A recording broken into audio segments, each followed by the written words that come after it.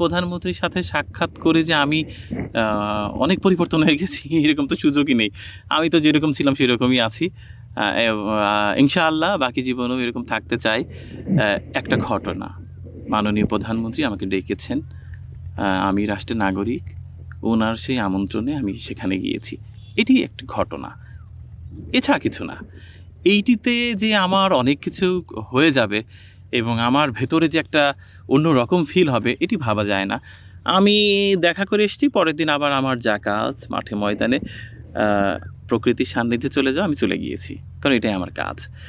দেখেন আসলে আমার মনে হয় যে একটা বিশেষ মানুষ আপনাকে ডাকতেই পারে। কিন্তু ব্যাপারটা এরকম না যে আপনি সঙ্গে, সঙ্গে অনেক জাতি উঠে গেলেন। এরকমটা কিন্তু না। কারণ প্রধানমন্ত্রী আমাকে ডেকেছেন, আমি গিয়েছি। উনি রাষ্ট্রের প্রধানমন্ত্রী, আমি রাষ্ট্রের নাগরিক। সহজ ব্যাপার। ওই যে ১.৫ ঘন্টা সময় উনি আমাকে দিলেন, ওইটুকু সময় তার সাথে গল্প হয়েছে, ফিরে এসেছি। আবার আমি কিন্তু ওই বাসে ঝুলতেই ঝিনাইদহে চলে আসছি। আমার জীবন যা ছিল তাই। এইটা নিয়ে তো আসলে অনেক বাড়িয়ে কিছু বলার সুযোগ নেই এবং এইটা নিয়ে অনেক কিছু মনে করার সুযোগ নেই এবং এইটা নিয়ে অনেক বেশি প্রত্যাশা করার কিছু নেই। ব্যাপারটা কি আমরা কেন যে ভুলে যাই যে একটা রেপুটেড মানুষ আপনাকে ডেকেছে, কথা বলেছে, একটু ভালোবাসা জ্ঞাপন করেছে মানেই যে আপনার জীবনের ঝাঁজ পরিবর্তন হয়ে যাবে। আপনি যে অনেক আপার লেভেলে চলে গেলেন, এরকম কিন্তু না। মানে আপনার যে জীবন ওইটা কিন্তু আপনারই থাকবে এবং ওইটা আপনাকেই বয়ে বেড়াতে হবে। তো আমার জীবনের যে যাতনা, আমার জীবনের যে কাজ, এটি তো আমাকেই করতে হচ্ছে। কোথাও একটু আরও মানুষ আপ্লুত হচ্ছে বলেই আমার অস্বস্তি লাগছে যে না, এরকম ভাবার দরকার নেই। এবং দেখবেন আমি চিত্ত মিডিয়াতে কিন্তু মাননীয় প্রধানমন্ত্রীর সাথে কোনো ছবিও ছাড়িনি। আমাদের পেজে 4.4 মিলিয়নের পেজে দেখবেন প্রধানমন্ত্রীর সাথে সাক্ষাতের কোনো ছবি নেই, কিচ্ছু নেই, একটা টেক্সট নেই, কিচ্ছু নেই।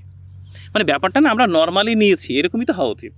এইটা নিয়ে কেন আমার বিশাল বড় ভিউ বাণিজ্য করতে হবে? এইটা নিয়ে কেন আমার অনেক বেশি এক্সপ্রেস করতে হবে? সহজ ব্যাপার, রাষ্ট্রপ্রধান আমাকে ডেকেছেন, আমি গিয়েছি। এটা তো এমন কোনো ব্যাপার না। আমি তো যাতে উঠে যাইনি, আমি যা ছিলাম তাই তো আছি। এবং পেজে দেখবেন এটা নিয়ে কিচ্ছু নেই, আগামী দিনেও দেখবেন কিছু থাকবে না ইনশাআল্লাহ। এখন আপনি বলতে পারেন ভাই ছবি বের হয়ে গেল, এখন ছবির তো আর আমার হাতে ছিল না।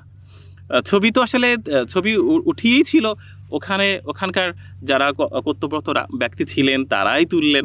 আমার ফোন দিয়ে তো ছবি উঠানো হয়নি। তো সেক্ষেত্রে ছবিটা ছড়িয়েছে এবং সবাই জেনেছে মাননীয় প্রধানমন্ত্রী তাকে ডেকেছে। তো প্রধানমন্ত্রী ডেকেছে মানে ব্যাপারটা একটা নির্দিষ্ট ঘটনা, একটা নির্দিষ্ট সময়ের জন্য। এইটা আমার বাকি জীবনের কিছুই পরিবর্তন করা সম্ভব না। আমি যেমন ছিলাম তেমন আছি। ইনশাআল্লাহ আরও বেশি বিনয়ী, আরও বেশি মাটির সাথে মিশে যাওয়ার অভ্যাসটি করতে হবে। তবে ভালো মানে একটা বিষয় ভালো যে সারা জীবনের একটা ভালো লাগা স্মৃতি হয়ে থাকলো। রাষ্ট্রের সরকার প্রধানের সাথে সাক্ষাৎ হলো একবার, এই তো।